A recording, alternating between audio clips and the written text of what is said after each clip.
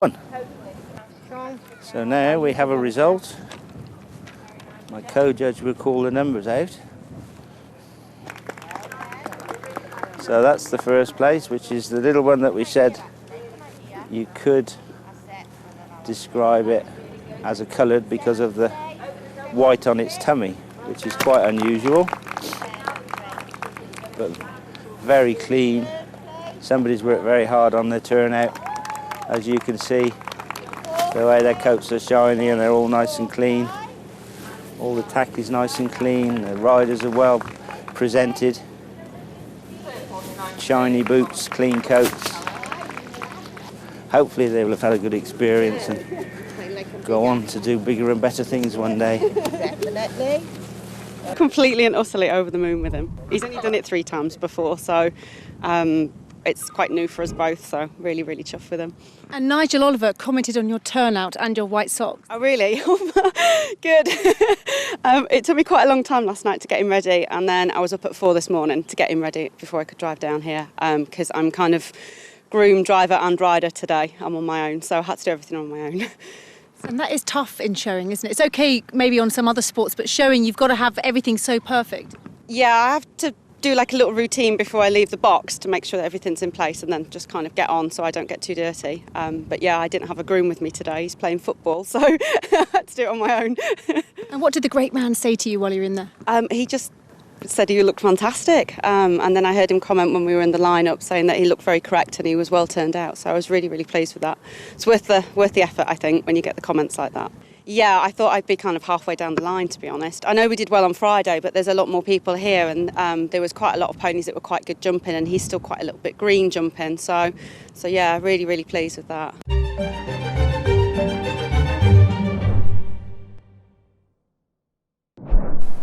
I suppose I've just finished university after 3 years. Before that, we used to affiliate dressage and eventing. I can't really afford affiliated eventing anymore because I've got too many student debts. And we've just really been looking for stuff that she can still go out and do top level competition and show off her ability, but without paying the massive fees. She's 18 now. She used to event up to novice level, but we've kind of slowed down a bit on the jumping so that her legs don't go on us. We're concentrating more on the dressage, and we also play horseball on her for the 2nd division. She'll jump, we go showing with her. She's not really the best to show horse because she doesn't carry the condition for showing. The key to dressage music, don't put stuff in that you can't do because it's your chance to shine. And then what I'll do is I'll ride them through at home in the right size arena and get someone to video me. And then at home we'll sit and pick out music that suits the horse. So I'll sit with the video playing, and for the Lion King, I listened to the entire repertoire and picked out the music that fits her stride patterns. To be fair, I watched the Olympics on telly, and it's Laura Bachtensteimer's music gave me the idea. Originally, when you think of Lion King, you think of little kids' ponies, but it actually works quite well with the big striding horses. But if you've got a pony that maybe is a bit choppy, you're better with bouncy music. If you've got a horse that's quite flowy, you're better off with sort of soft moving music. Then we'll put the music to the test, and then I'll spend about a week riding through. And if you learn where your music changes are coming, if something should come early, you just make the change wherever. The judge doesn't know where you're meant to be doing the changes, so you make a mistake, you just smile nicely and carry on.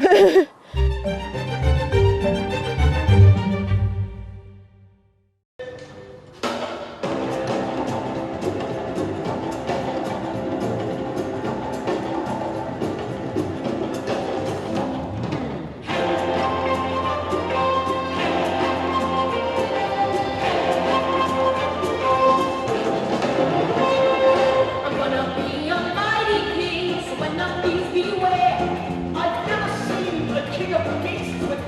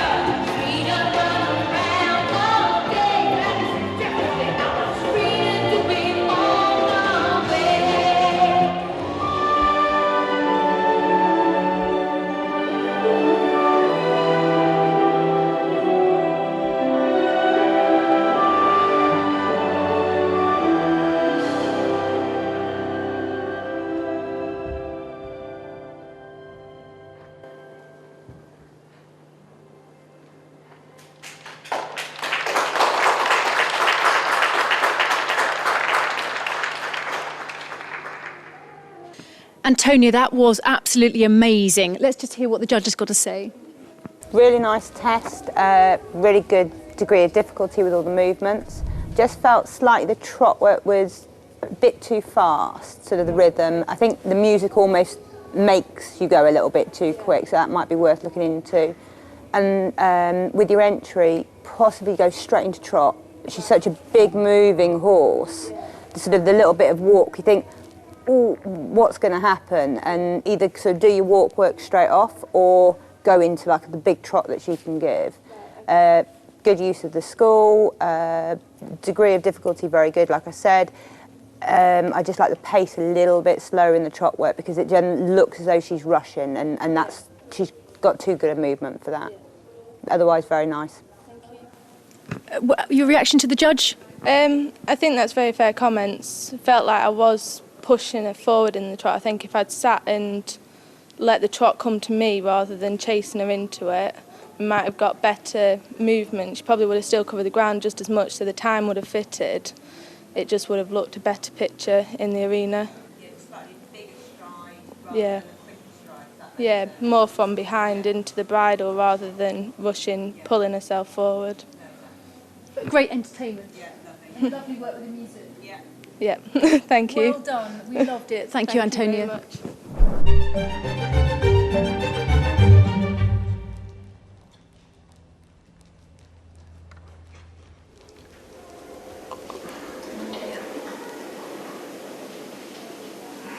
Okay, stiff C8.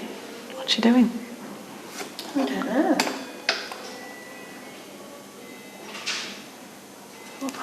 Well, she's just eliminated herself. Why has she done that?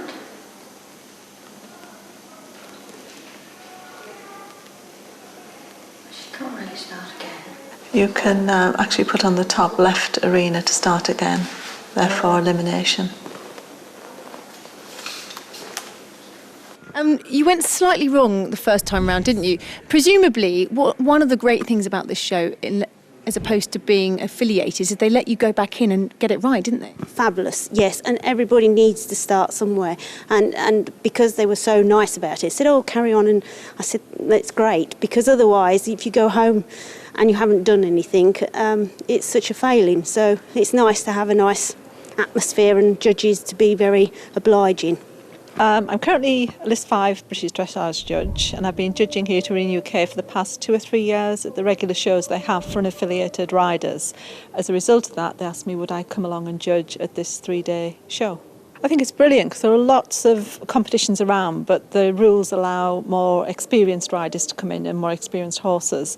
This gives the true grassroots rider an opportunity to come along, have a go, feel the sort of competition, which is different when you have the flowers out, which lots of places don't do, and you're competing on a more level playing field. And also a chance for you to be a little bit more lenient maybe with some of the riders, because I noticed a lady went wrong and then she was allowed to come back in. That's the way I judge anyway, because it should be about encouraging no matter who you are. Your expectations, depending on the level, obviously is different, but we all have nerves, we all have bad days, and it's about trying to encourage them to go on and progress, regardless of where they are. Since the Olympics and the likes of Charlotte Desjardins, have you noticed a big change in dressage? If I'm honest, no, I haven't. Because in this area, dressage is very well supported.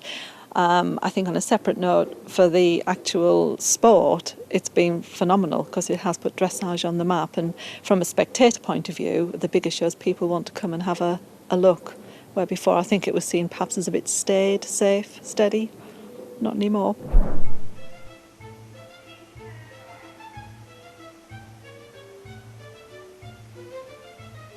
To left of CL.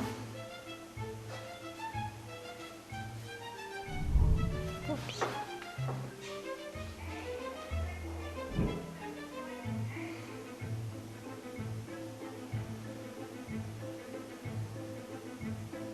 Six.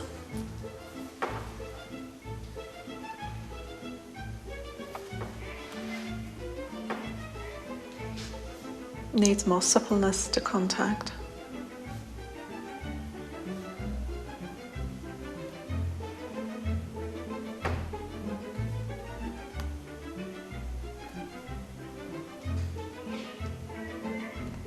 6.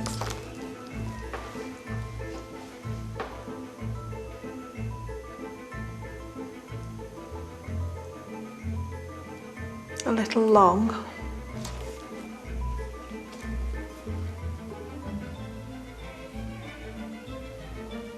6.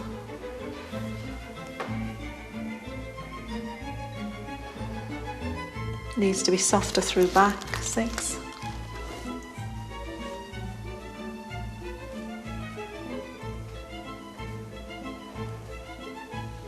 Needs to march more.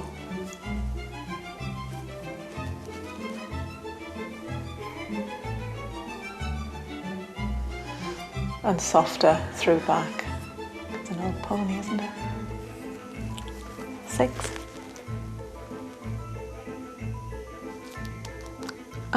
Accurately ridden. 7.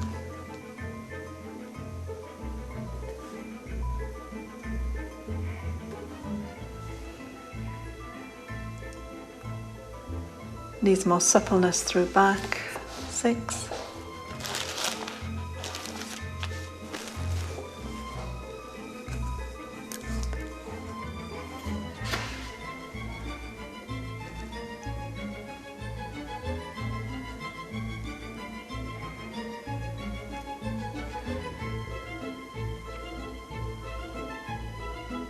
Undershot CL, pity. 6. Not quite on centre line, but square. 7.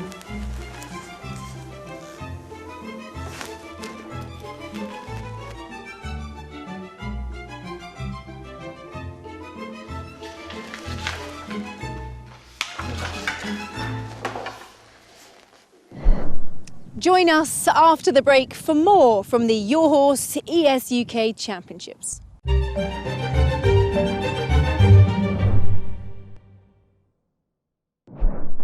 Welcome back to the Your Horse ES UK Championships, where all levels of horsemen have come here to compete, from the absolute beginner to the experienced amateur, here at a true grassroots championship at one of the country's top professional venues. Imogen, just tell me your horses, I mean obviously you're the title sponsor, but just tell me about how it all came about. Well, a lot of our readers just want somewhere to go and have fun and compete and just feel relaxed in a nice atmosphere, nice environment. So the idea was to put on a competition where anybody was welcome, and with a schedule that was created completely by them. So we asked the readers to basically tell us what classes they'd like to see on the bill, as it were, which they did. You know, they got involved via the website and got in touch with us through the magazine, and then we, on the basis of that, put together a big schedule of exactly what they wanted, and that's how it began, really. We found that Arena UK, you know, it's a great venue, nice and central, amazing facilities, wanted to be involved, so we sort of came together and did it that way. And the list of classes that they were asking for, were any of them a little bit wacky, or were they all fairly standard? It's a lot of standard ones. I mean, not wacky. There was some sort of things like coloured only jumping, just a lot of fun things. I think people, that's what they want, especially when they're unaffiliated. They want to just come and have fun and come out with the family or friends, and we've seen a lot of that today. People coming along with people from the yard and family, and everybody seems to have had a really nice weekend, which is great. This is obviously the first year for the championship, so where do you see the future of these grassroots championships? I'd like them to just get bigger and better. I mean, obviously the first one's always it's a bit of testing the water, but the reaction we've had so far has been great. Everybody has loved the range of classes that's been on. I mean, next year we can do a similar thing where we learn from this year and just want it to grow and become known for what it is. You know, it's an unaffiliated championships that anybody's welcome to come along to and just enjoy.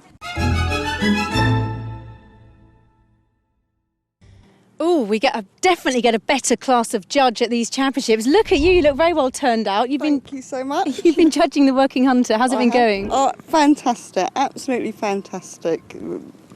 Right across the range, competitor, and so far they've all loved it as well, which is great. It's what I'm here for. What's it like for you at a grassroots championship though? Is it harder? Is it easier?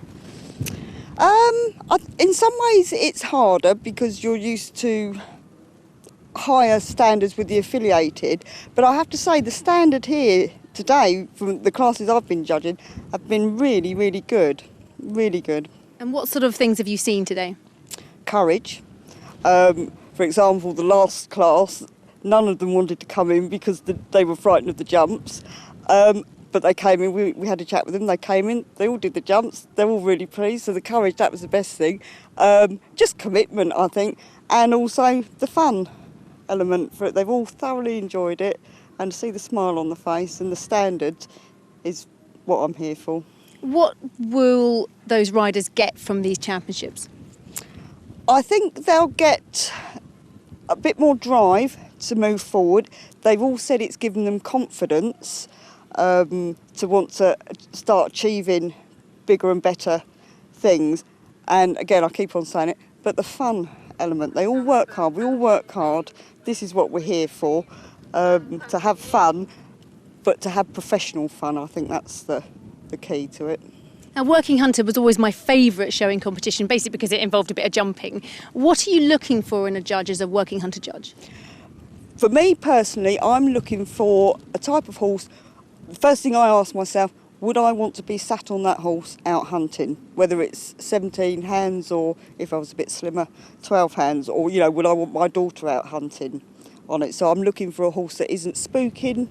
I'm looking for a horse that is just going forward, lovely stride in between the jumps, just moving on. And then the finale for me, the one that always clinches it or fails it, is the extension or the gallop at the end. That's, for me, is the real thing. I want to see if that horse is moving on nicely or if they're having to haul it coming back.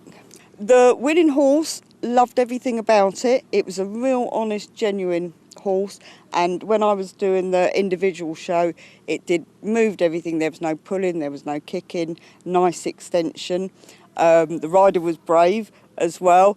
They'll go forward, and hopefully they've left the arena confident, smiling. She wants to come back. She said she wants to go away and practice the things now that we've shown her.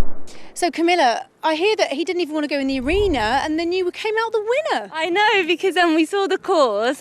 He's only a baby, and we thought, oh, well, maybe we'll just miss this. And then we thought, Mum said, no, go in and have a go. And so there's no pressure here. So you just go off and just thought, we'll see how it goes. And he was a star. He was a good boy, weren't you? And you've only had him 6 weeks. Yes, 6 weeks. He's lovely. And we saw this advertised, and we thought, this will be brilliant. Bring him to this, and we'll see what happens.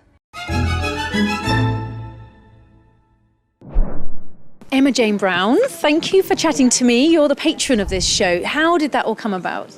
Well, I was very kindly asked by Norman, the owner here, if I would sort of show some different dates here and do some work here for this Grassroots show.